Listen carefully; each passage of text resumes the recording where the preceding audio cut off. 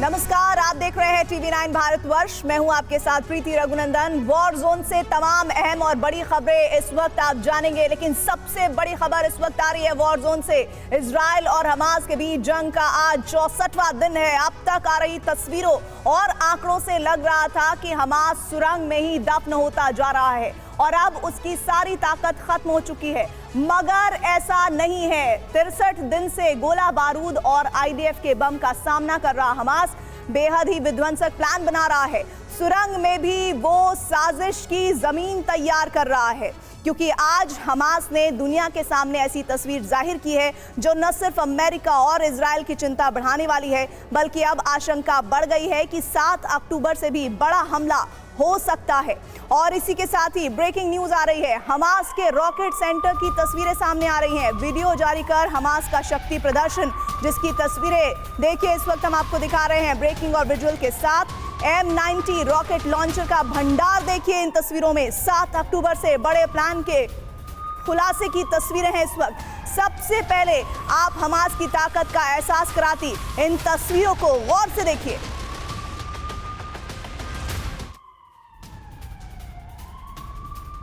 तो देखिए हमास की ताकत को प्रदर्शित करती 5000 लड़ाकों को लेकर किस तरह से तैयारी है। होने के बाद नया पावर स्टेशन तैयार है।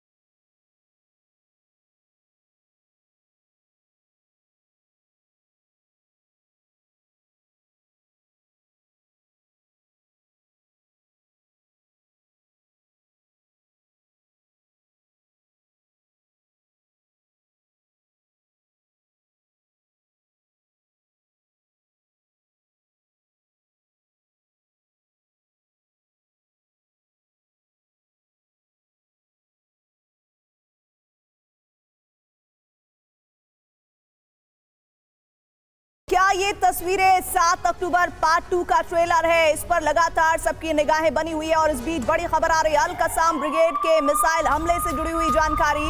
राजुम 114 mm मिसाइल से अटैक की जानकारी मिल रही है, जिसकी तस्वीरें भी सामने आ गई हैं। राजुम 114 mm मिसाइल से अटैक की जानकारी, और इसी के साथ ये कहा जा रहा है कि ये बड़ी तैयारी है। अगले विध्वंस की झांकी के तौर पर इन तस्वीरों को, इन जानकारियों को माना जा सकता है शॉर्ट रेंज मिसाइल का प्रदर्शन। साथ ही साथ इस पूरे अभियान में इजराइल को जलाने की कसम की तस्वीरें नजर आती है, और ये तैयारी है हमास की।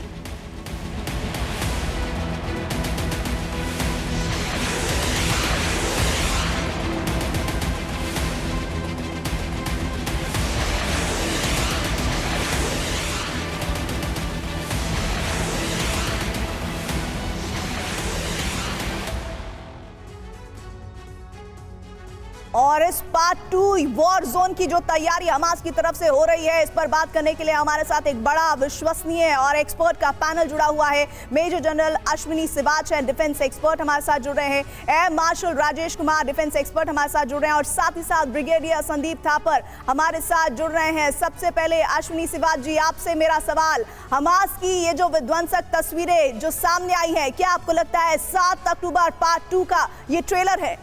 हाँ बिल्कुल, देखो सच्चाई ये है कि जब से सीज फायर ख़त्म हुआ है, इजराइल ने बड़े ताबड़तोड़ से पूरे गाजा पट्टी पे हमला किया है। नॉर्थ गाजा के साथ साथ साउथ गाजा में भी खान यूनस जो सिटी 2 है उस पर भी हमला बड़े ज़ोरों से हो रहा है। मगर ये भी सच्चाई है, हमास भी पलटवार कर रहा है। जो हमास सोचा गया था कि उसकी मिलिट्री कैपेबिलिटी में काफ़ी हद तक गिरावट आएगी, ऐसा नहीं हुआ। ऐसा लगता है उसके पास अभी भी हथियारों का जमावड़ों में कमी नहीं है। और मुझे लग रहा है जिस प्रकार से इसने अभी फायर स्टार्ट किया दोबारा इजराइल की फोर्सेस पे, उससे ऐसा लगता है कि ये लड़ाई लंबी खिंचेगी। और यही नहीं, हिजबुल्लाह भी अब बहुत ज़्यादा सक्रिय हो गया। हिजबुल्लाह भी अपने फायर इजराइल की तरफ कर रहा है और उधर से पे हम आगे बात करेंगे, लेकिन राजेश कुमार जी, क्या आपको लगता है कि हमास की कमर जो कहा जा रहा था कि 2 महीने में टूट चुकी होगी, ये तस्वीरें बताती हैं कि अभी हमास की तरफ से बहुत कुछ सामने आना बाकी है? अभी रेजिडुअल कैपेसिटी तो है उनके पास। देखिए, मैंने कुछ दिन पहले भी आपके प्रोग्राम पे यही कहा था कि जब इजराइल की सेना पूरी गाजा में घुस चुकी है, लेकिन फिर भी रॉकेट फायर हो रहे हैं। तो ये आ कहां से रहे हैं, कौन से टनल से निकाले गए हैं, कौन सी सुरंग से निकाले गए हैं और कहां इनको साधे जा रहा है, तो इसका मतलब ये है कि अभी उनके पास जो है और हथियार अभी मौजूद हैं। उनकी जो पूरी टनल की मैपिंग मेरे ख्याल से पूरी तरह से हुई नहीं है, इसीलिए कहीं ना कहीं से उनका कुछ ना कुछ सामान निकल करके बाहर आ रहा है। और हालांकि उन्होंने इतने सारे लोगों को खान यूनिस में बंदी बनाया है और उसमें से देखने की कोशिश कर रहे हैं कि कितने फाइटर्स उन्होंने कैद किए हैं। पहले एस्टिमेट था कि हमास के पास 6000 से 8000 फाइटर होंगे, फिर बाद में एस्टिमेट आया कि 27000 से 40000 फाइटर हैं। तो इस हिसाब से संदीप थापर जी, जैसा सर कह रहे हैं, साल 2024 कहा जा रहा था हो सकता है कि ये युद्ध थम जाए, लेकिन हमास की तैयारी क्या बता रही है? साल 2024 क्या और विध्वंसक होगा? देखिए, कुछ दिन पहले आप ही के चैनल पर डिस्कशन पे कुछ एक्सपर्ट्स बोल रहे थे कि बस ये टनल्स में, अब थोड़े दिन की बात है, टनल्स में घुस के इजरायली मैप करके उनके पास रडार है और वो ढूंढ के मारेंगे। मैंने कहा था बहुत मुश्किल है, हमास सिविलियंस के साथ घुला मिला हुआ है, एक को दूसरे से पहचानना मुश्किल है। तो अनलेस सब सिविलियंस को साथ में कोई फर्क ना करे इजराइल डिफेंस फोर्सेस के सिविलियन और हमास कौन है, और सबको नस्तनाबूद कर दे, वो इतनी जल्दी हमास को ढूंढ के मारना बड़ा मुश्किल होगा और वही हो रहा है। मुझे लगता है कि ये लड़ाई जल्दी खत्म नहीं होने वाली। हाँ, उनकी काबिलियत, हमास की काबिलियत धीरे धीरे कम होती जा रही है।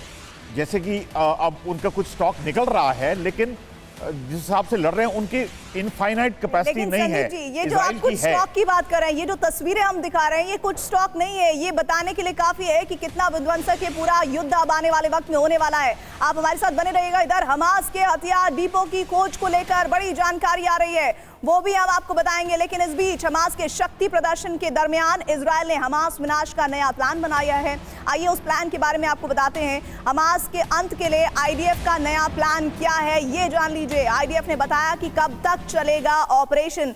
इसके साथ ही 60 दिन में हमास के अंत का खाका तैयार कर लिया गया है, जो इस वक्त आप देख रहे हैं। और साथ ही साथ जानकारी ये मिल रही है, अब इसे समझिए कि आईडीएफ का प्लान काम कैसे करने जा रहा है। 2 चरणों में प्लान को अंजाम दिया जाएगा।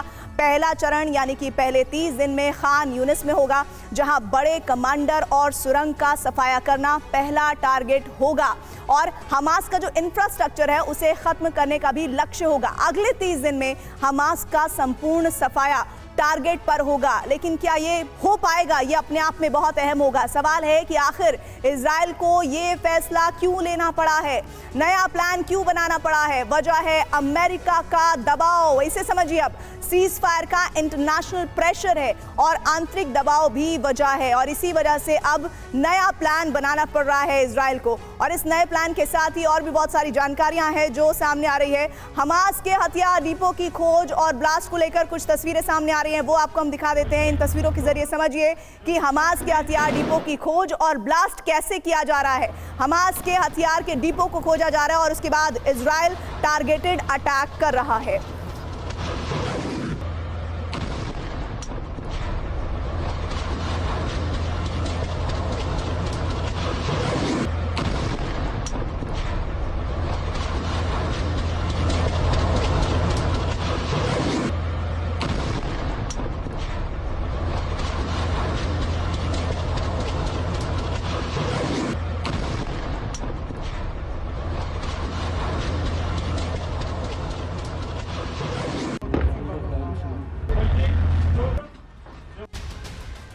अभी आपने देखा कि किस तरह से हमास के हथियार डिपो को खोजा जा रहा है। अब जो तस्वीरें हम आपको दिखाने जा रहे हैं वो है बड़े रॉकेट अटैक का हमास प्लान क्या है, जिसकी तस्वीरें आइए मैं आपको दिखाती हूँ। ये देखिए, बड़ी तैयारी, बड़े रॉकेट अटैक का हमास प्लान कैसे अंजाम दिया जा रहा है, रॉकेटों को कैसे जवान लेकर जा रहे हैं, कैसे पूरी तैयारी की जा रही है। रॉकेट लॉन्चर्स के जरिए उन्हें पूरी तैयारी के साथ पहले सेट किया जा रहा है और उसके बाद वो अटैकिंग मोड जो इस वक्त वॉर जोन में सबसे ज्यादा विध्वंस और बर्बादी की वजह बन रहे हैं।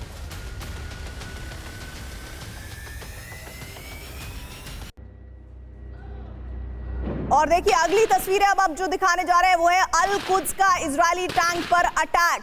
इजरायली टैंक पर अटैक की जो तस्वीरें इस वक्त आप देख रहे हैं, ये कैसे, देखिए, रिहायशी इलाके जो एक समय में रौनक से भरे रहते थे, वहां पर सिर्फ और सिर्फ दहशत और बर्बादी के निशान है। वहां पर अल कुद्स का इजरायली टैंक पर अटैक का ये वीडियो देख रहे हैं आप।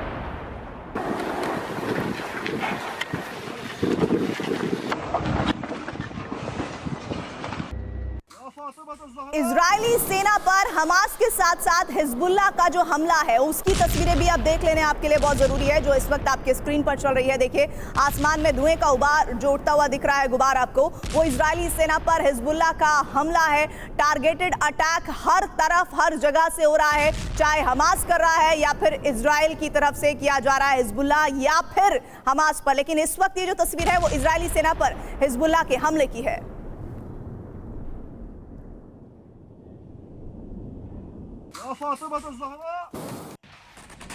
और अब आमने सामने की लड़ाई में आईडीएफ हमास की जंग की ये तस्वीरें देख रहे हैं। ये सबसे ज्यादा क्रूशियल इस वक्त अटैक की तस्वीर आप देख रहे हैं।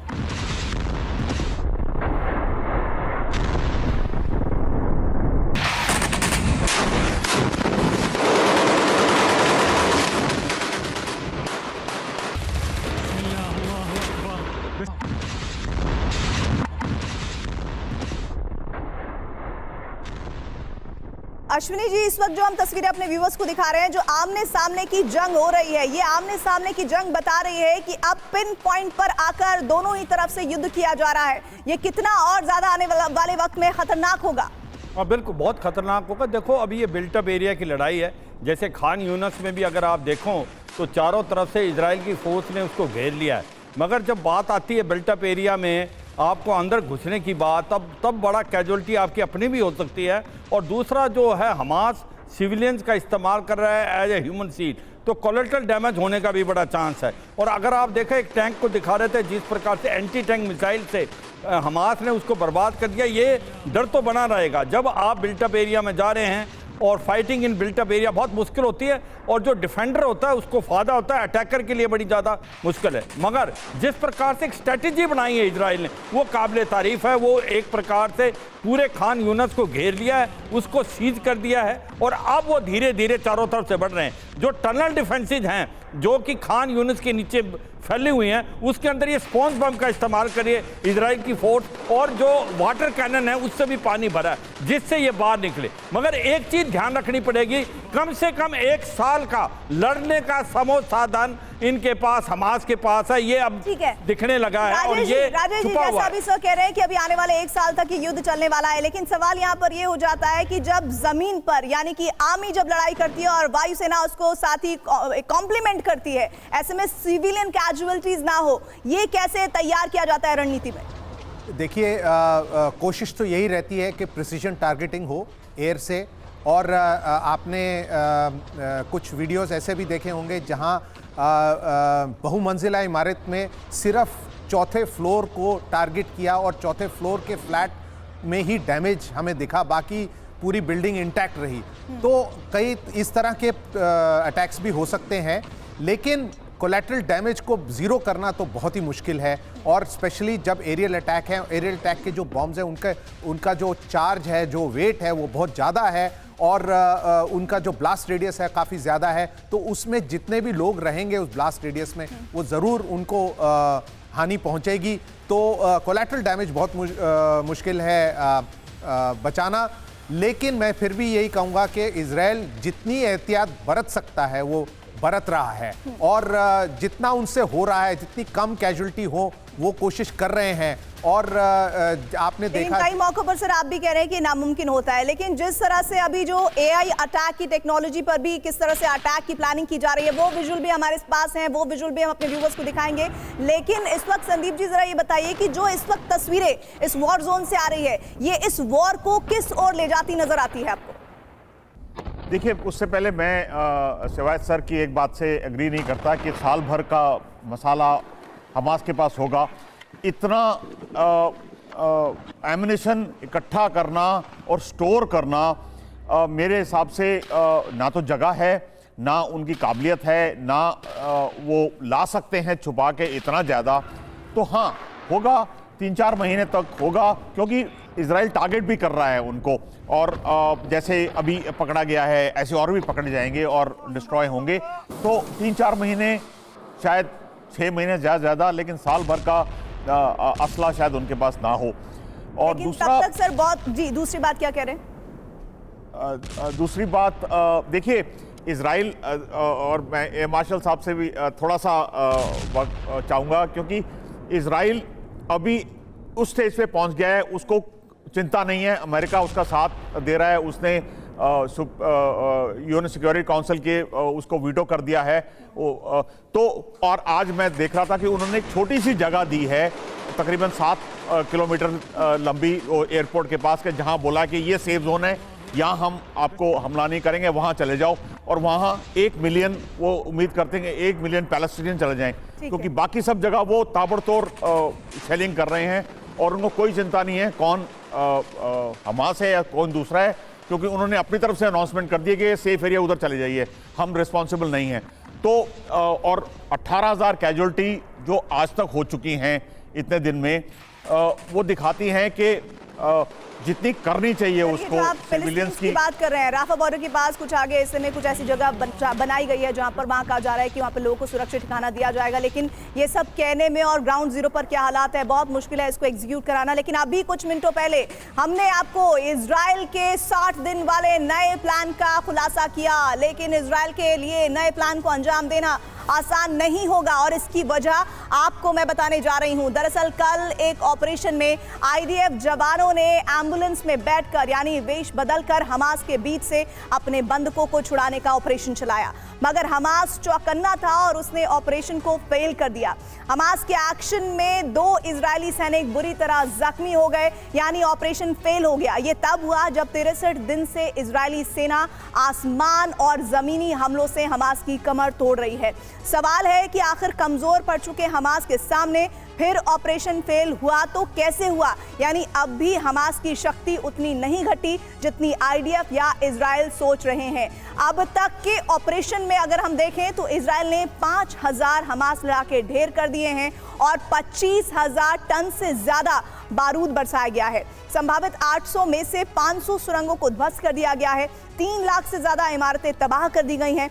17,500 लोगों को मौत के घाट उतारा जा चुका है। इन सब के अलावा जो जानकारियां हैं, 164 स्कूल तबाह हो गए हैं, तो 104 मस्जिदें भी ध्वस्त हो गई हैं। 20 लाख से ज्यादा लोग बेघर हो गए हैं। तो अब सवाल बनता है कि हमास कैसे डटा हुआ है। उसकी वजह है हमास अकेला नहीं है। जी हाँ, हमास अकेला नहीं है, उसे ईरान और उसके समर्थित नॉन स्टेट एक्टर्स का पूरा साथ मिल रहा है।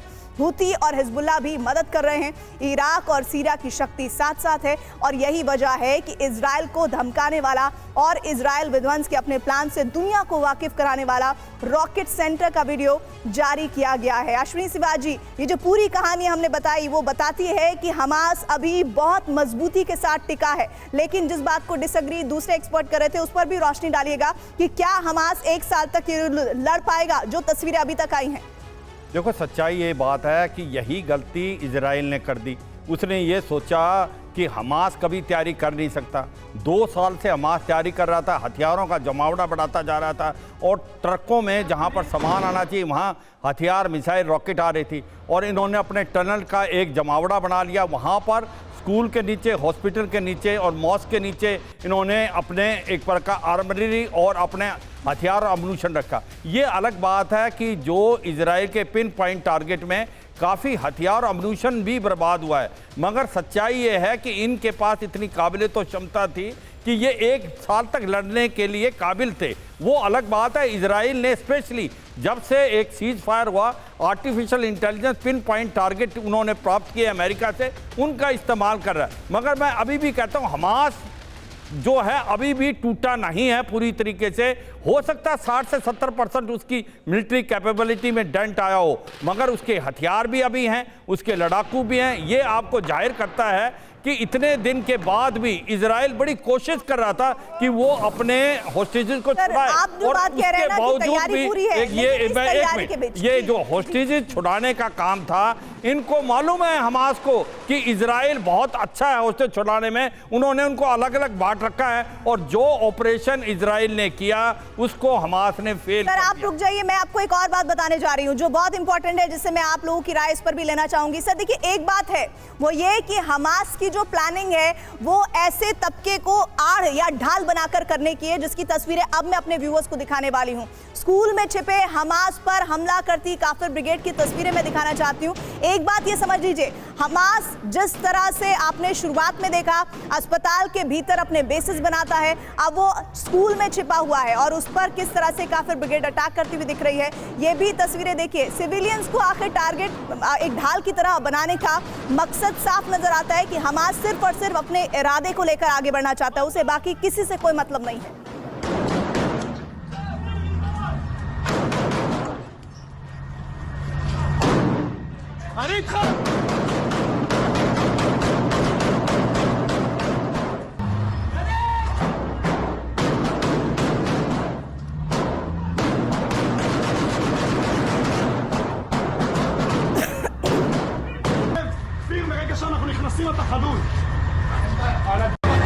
אנחנו בבית ספר בסג'איה.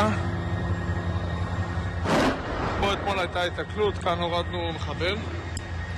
מה שמדהים הוא שבתוך הבית ספר, בעצם עכשיו, אחרי לחימה, אנחנו זיהינו פה.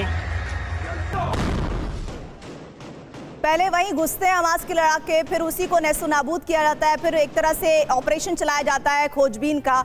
ये राजेश जी जो पूरा प्रोसेस होता है, क्या साबित करना चाहता है ये सब?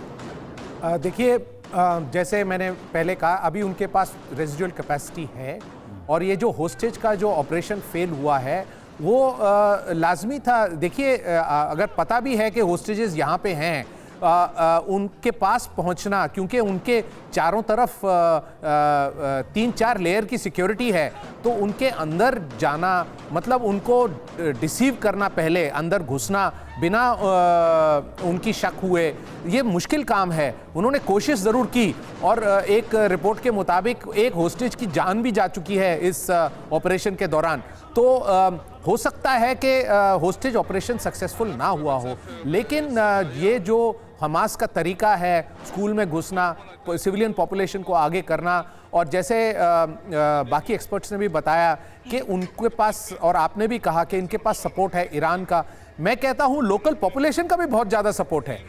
जो पॉपुलेशन सामने खड़ी है इनके, और जिनके पीछे जिनको ये ह्यूमन शील्ड्स बना रहे हैं, वो कोई अनविलिंग ह्यूमन शील्ड्स नहीं हैं, वो विलिंग ह्यूमन शील्ड्स हैं। वो चाहते हैं कि हमास ये जंग जीते और इजराइल का खात्मा हो। तो ऐसे तरीके, ये इसी पर मेरा थापर जी से सवाल है, ब्रिगेडियर थापर जी, इस तरह से स्कूल में अपने आप को छिपाना और फिर वहां पर जब अटैक होते हैं, तो यहाँ पर खतरे किस तरह के होते हैं?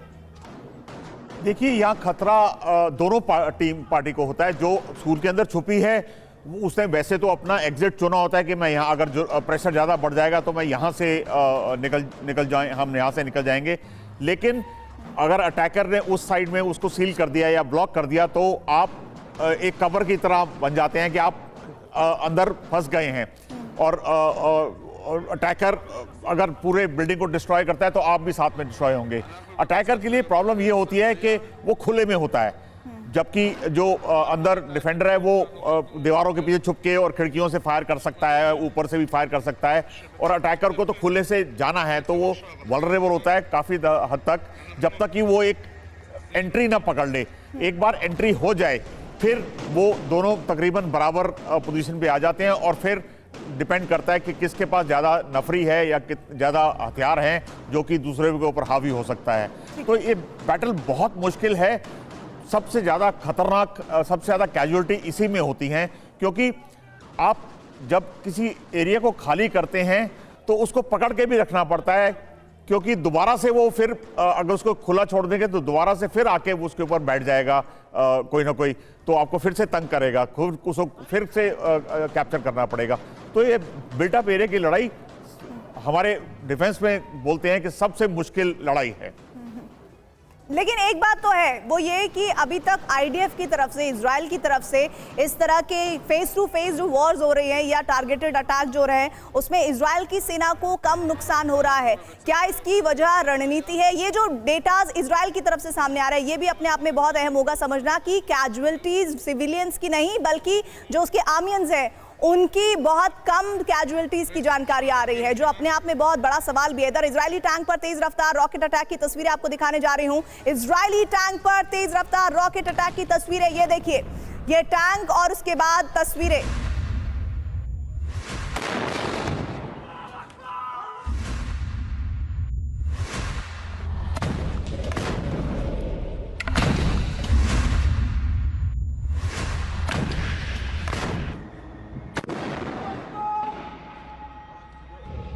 जाता है कि साधारण अटैक में बख्तरबंद जो टैंक है उन्हें नहीं उड़ाया जा सकता, लेकिन इसमें भी टेक्निक को अगर एनहांस कर दिया जाए, अगर रॉकेट की रफ्तार तेज कर दी जाए तो फिर उस टैंक को उड़ाया जा सकता है। ऐसा विदेशी मीडिया बता रही है, तमाम जानकारियां जो सामने आ रही है। और यही टेक्निक हमास जुगाड़ टेक्निक जिसको कहा जा सकता है, वो अपनाता हुआ नजर आ रहा है।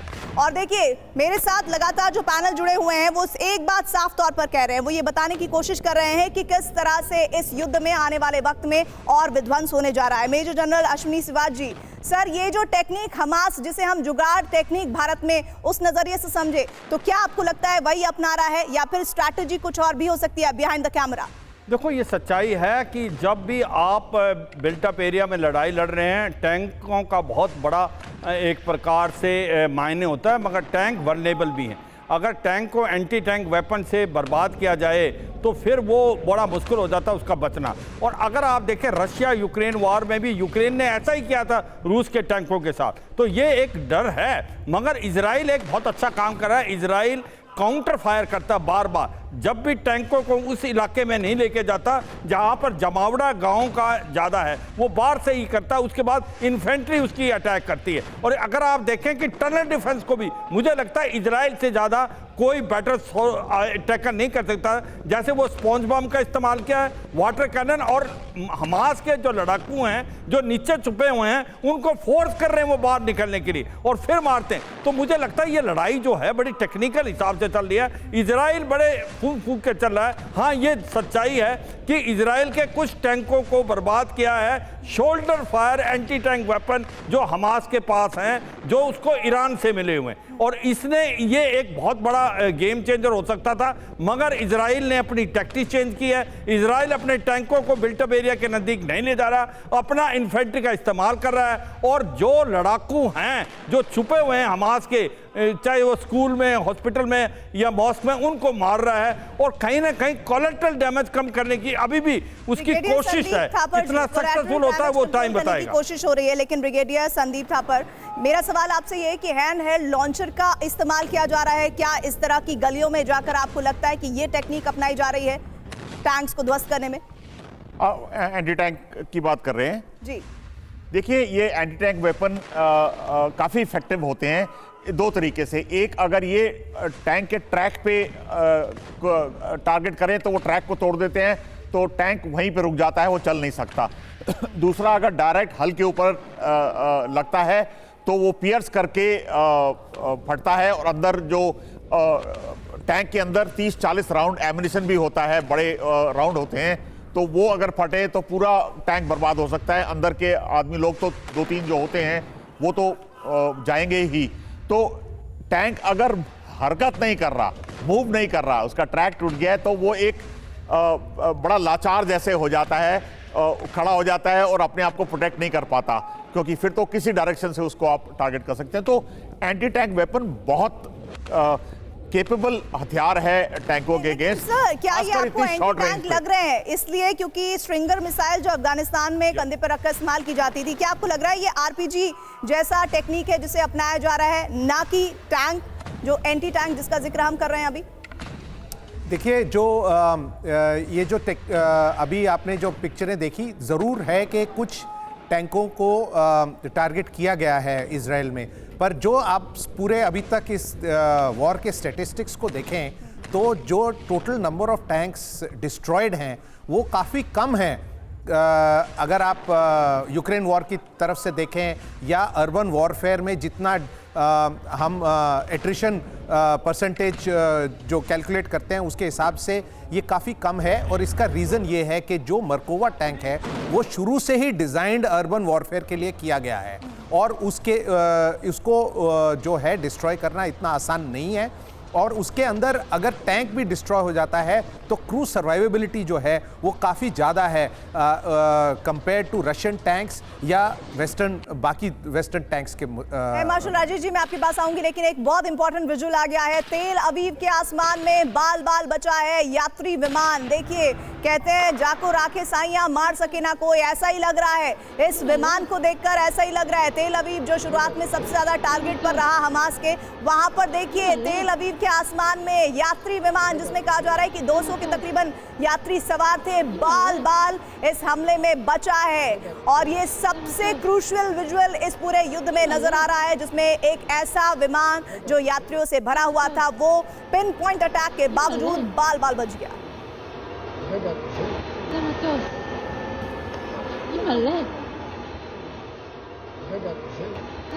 और इसी के साथ ही अगली तस्वीर आपके सामने आ रही है। हवा में हमास के रॉकेट उड़ाता आयरन डोम, वो आयरन डोम जिसकी बदौलत इजराइल ने ये कहा, कई दावे किए कि हमने सैकड़ों हमले अटैक जो हो रहे थे हमास की तरफ से नाकाम किए और हवा में हमास के रॉकेट उड़ाता आयरन डोम। इस वक्त ये तस्वीरें एक बार फिर से आयरन डोम की ताकत को पुख्ता करता हुआ।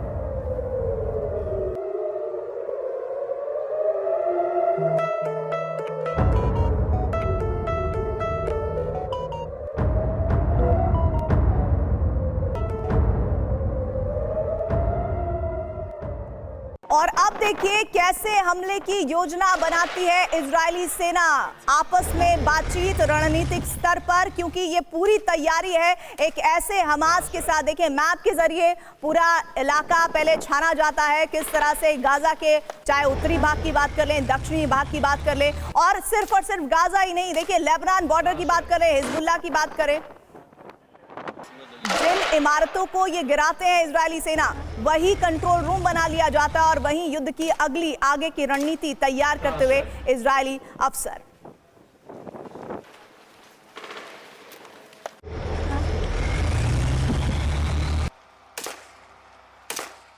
और अगली खबर ये आ रही है कि खान यूनिस में सुरंग और उसके मुंह पर बनी इमारत का विनाश।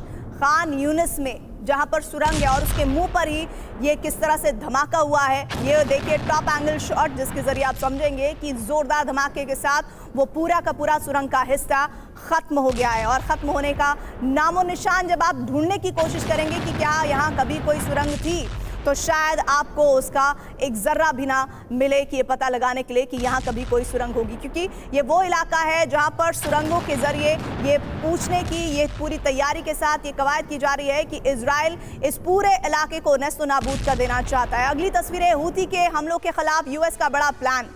यूएस का बड़ा प्लान इसलिए जरूरी हो जाता है क्योंकि लाल सागर में अमेरिका सहयोगी बनाएंगे नेवल टास्क फोर्स।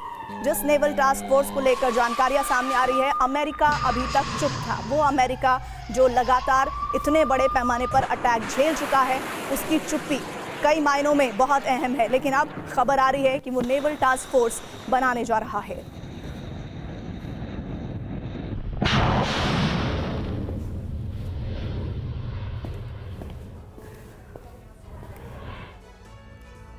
अब आपके लिए जानना जरूरी है कि लाल सागर में कैसे विश्व युद्ध की ज्वाला जल रही है। अमेरिका और सहयोगी देशों यानी कि करीब 41 शक्तिशाली देश मिलकर हूती के मुकाबले के लिए नेवल टास्क फोर्स बनाने का प्लान कर रहे हैं। तो दूसरी ओर ईरान अमेरिका के सामने सीना ताने खड़ा है। अपने सहयोगी देशों की शक्ति से समीकरण बदलने की न सिर्फ कोशिश कर रहा है, बल्कि विश्व युद्ध भड़काने वाले शोले हूती और हिजबुल्लाह के जरिए बरसा रहा है। सीरिया और इराक भी ईरान के आदेश पर अमेरिका के लिए चुनौती खड़ी कर रहे हैं, उसे ललकार रहे हैं। 24 घंटे में यूएस बेस पर 10 हमले हुए। अब तक यूएस पर 90 से ज्यादा अटैक हुए हैं और इन हमलों के बाद ऐसा लग रहा है मेजर जनरल सिवाज जी, वो ये कि सबसे बड़ा जो अटैक था वो कहा जा रहा था इजराइल अगर कर पा रहा है कि उसकी वजह है अमेरिका, लेकिन अमेरिका हाल फिलहाल में जिस तरह से चुप्पी साधे हुए था और अब कहा जा रहा है कि वो नेवल टास्क फोर्स बनाने जा रहा है, क्या आपको लगता है कि उसने भी अब अपनी इस रणनीति को अग्रेसिव किया है? हाँ, देखो सच्चाई यह है कि अमेरिका इजराइल के साथ खड़ा है। जब आपको आती है रेड सी और मेडिटेरियन सी की 2 एयरक्राफ्ट कैरियर ग्रुप हैं उसके पास, 27 वारशिप हैं, 5 से 10 हज़ार के करीब उसके सैनिक हैं और कहीं ना कहीं इशारा कर रहा है ईरान को, अगर आप लड़ाई में शामिल होने की कोशिश करेंगे तो अमेरिका से बुरा नहीं होगा। और मुझे नहीं लगता है कि ईरान की इतनी काबिलियत और क्षमता है कि वो इस लड़ाई में डायरेक्ट आ जाए एज ऑन टुडे। जो बात आती है होती और हिजबुल्लाह की, इसमें कोई शक नहीं कि हिजबुल्लाह लेबनान से फायर करेगा। होती डायरेक्ट फायर नहीं करता था, 2200 किलोमीटर है, मगर वो रेड सी और मेडिटेरियन में ये किडनैपिंग और बाकी जो कि अमेरिका के सीरिया और इराक के अंदर बेसिस हैं उन पे हमले करेगा और वो हमले बड़े हैं। और इसीलिए अगर आप देखें जब लड़ाई हो रही थी ग्राउंड फोर्सेज की तो अमेरिका ने कुछ टाइम मांगा था क्योंकि वो चाहता था पेट्रोइड मिसाइल एयर डिफेंस सिस्टम है जो 3rd high altitude air defence system लेके उसको बर्बाद कर सके। हो सकता है आने वाले समय में जो मेडिटेरियन और रेड सी में आप देखेंगे ज्यादा हरकतें होती होंगी, यानी कि ये हम कह सकते हैं ब्रिगेडियर संदीप थापर, और वो क्या हम ये कह सकते हैं कि 7 अक्टूबर का जो पार्ट 2 है वो लाल सागर में होता हुआ नजर आएगा? हो भी सकता है, जैसे कि जनरल साहब ने कहा तैयारी पूरी है, लेकिन इशू ये है कि क्या ईरान इसको उतना बढ़ाएगा कि उसकी इन्वॉल्वमेंट डायरेक्ट हो जाए। मुझे नहीं लगता कि ऐसा होगा, क्योंकि अगर अभी तक करना होता तो वो कर चुका होता। जैसे कि अमेरिका ने अपनी इंटेंशन बड़ी क्लियर कर दी है कि अगर आप इससे ज़्यादा करेंगे तो हम इसको टॉलरेट नहीं करेंगे और हम अटैक करेंगे, फिजिकली आपके साथ युद्ध करेंगे, आ जाएंगे। सपोर्ट तो हम इजराइल को कर ही रहे हैं, लेकिन डायरेक्टली 1-to-1 हम आपको टारगेट करेंगे, उसके लिए ईरान तैयार नहीं है, ना उसके पास काबिलियत है। चाहे वो वेस्ट एशिया में सबसे ताकतवर मुल्क है मिलिटरीली, लेकिन वो अमेरिका को 1-to-1 में टेक ओवर नहीं कर सकता। देखिए, एक बात तो सही है एयर मार्शल राजेश कुमार जी, अभी तक जानकारी है कि 10 के करीब अगर हम बीते कुछ घंटों की बात करें तो अटैक हो चुके हैं इराक और ईरान पर, और ऐसे में इस वक्त ये हालात बताइए कि अमेरिका की जो चुप्पी थी वो तूफान से पहले की शांति थी। देखिए, अमेरिका चुप्पी इसलिए साधे बैठे हुए है कि वो नहीं चाहता कि ये युद्ध पूरे क्षेत्र में फैल जाए, क्योंकि अगर वह पूरे क्षेत्र में फैल गया तो पूरे वर्ल्ड की ऑयल सप्लाई डिसरप्ट हो सकती है और पूरी सब कंट्रीज़ की इकोनॉमी पे जो है बहुत बुरा असर पड़ेगा। तो कोशिश उनकी ये रही है कि इसको कंटेन किया जाए, इसलिए पहले उन्होंने हिजबुल्लाह को वार्निंग दी थी। उनके बेसिस के ऊपर अटैक हुआ है और उन्होंने ज़्यादा उस पर रिटेलिएट नहीं किया, कुछ रिटेलिएशन हुआ है।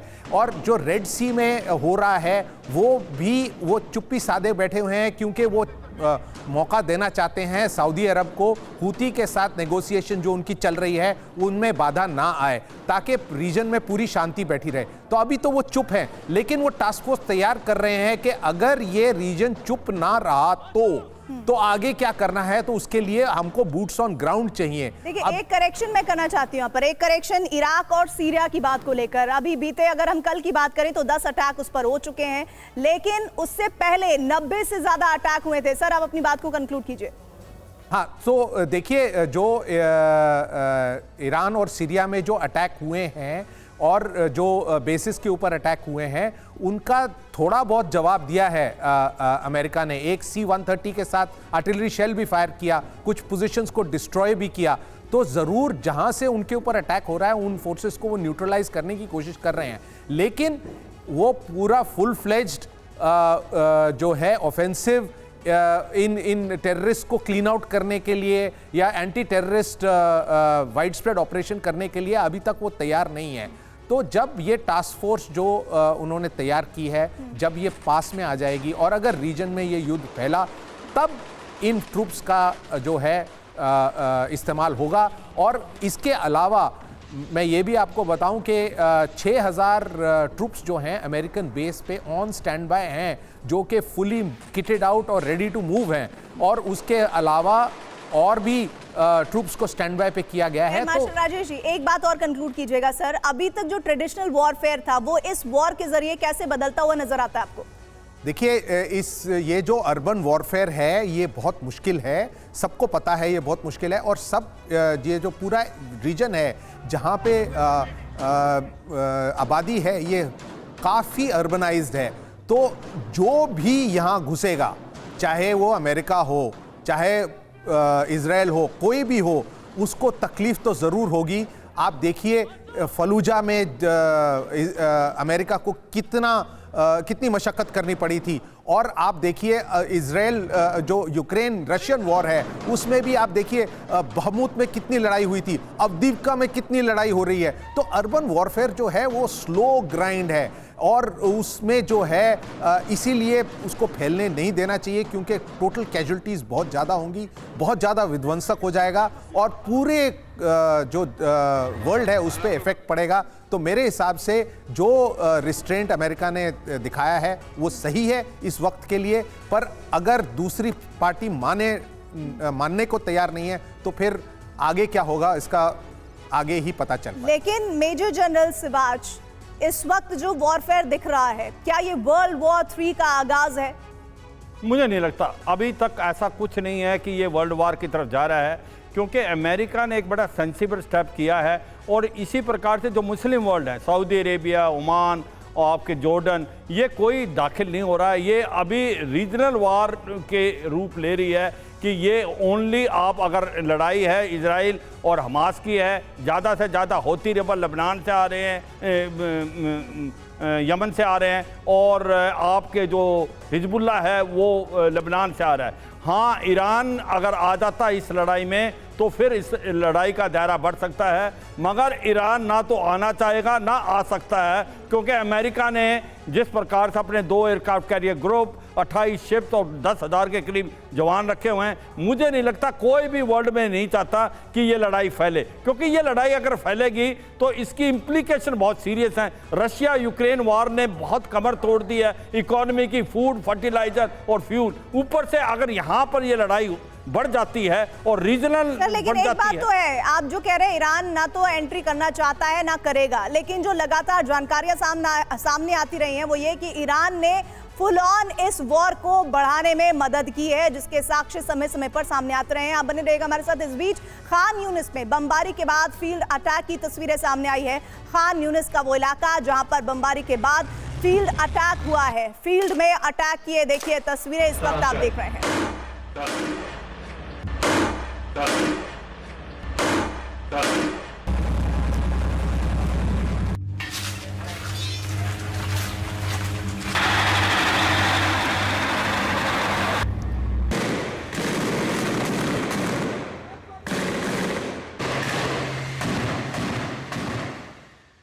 और खान यूनिस में जबरदस्त एक्शन के बाद जो अगली तस्वीरें आप देख रहे हैं वो 98 डिवीजन, जिसे आईडीएफ की सबसे मजबूत डिवीजन में एक कहा जाता है, खान यूनिस में जबरदस्त एक्शन में वो नजर आई है। और देखिए तड़तड़ाती हुई गोलियों की जो बौछार आपको नजर आ रही है, ये बताती है कि उस हर इलाके को नेस्तनाबूद कर देना है जहां पर हमास की मौजूदगी के साक्ष्य हैं।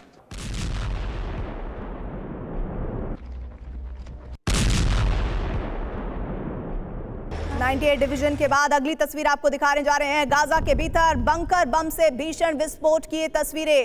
गाजा, वो गाजा जो कभी एक वक्त में शायद ऐसा रहा होगा जब सब कुछ सही रहा होगा, लेकिन अब वहां जाकर देखेंगे तो या तो पूरी तरह से बंजर जमीन नजर आएगी, आसमान में धुएं का गुबार नजर आएगा, और अगर कुछ नजर आएगा तो वो खंडहर इमारतें जो इस वक्त गाजा के भीतर बंकर बम से भीषण विस्फोट के बाद दिख रही हैं।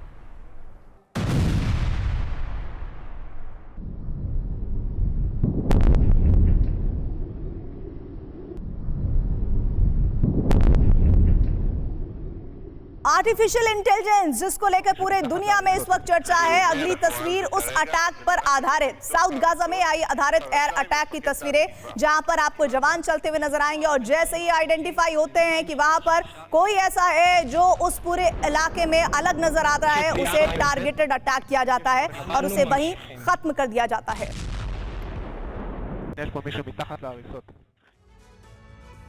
हमास इजराइल जंग के बीच अमेरिका और ईरान की दुश्मनी भी खुलकर सामने आ गई है। स्थिति ये हो गई है कि अमेरिका का हर दुश्मन ईरान का दोस्त बन गया है और इसकी बानगी पहली बार तब देखने को मिली जब अमेरिका ने सीरिया के राष्ट्रपति बशर अल असद को सत्ता से हटाने की कोशिश की तो ईरान असद के समर्थन में खड़ा हो गया। वहीं रूस यूक्रेन युद्ध में भी अमेरिका यूक्रेन के साथ खड़ा है और रूस की बर्बादी के लिए हर तरह की मदद दे रहा है। लेकिन यहां भी अमेरिका की राह में ईरान खड़ा हुआ है। रूस के साथ खड़े ईरान ने अमेरिका की प्लानिंग को अब तक नाकाम ही किया है और इसी के साथ ही इस नाकामी के साथ एक बात तो साफ है कि अमेरिका वर्सेस ईरान में कई मुल्क हैं जो ईरान के साथ खड़े हुए हैं, लेकिन अमेरिका पूरी मजबूती के साथ इस वॉर में इजराइल के साथ डटा हुआ है। आप सारे खास मेहमानों का हमारे साथ जुड़ने के लिए शुक्रिया। एक ब्रेक हम ले रहे हैं और आप देख रहे हैं देश का number 1 news channel TV9 Bharatvarsh, जहां खबरें जारी हैं।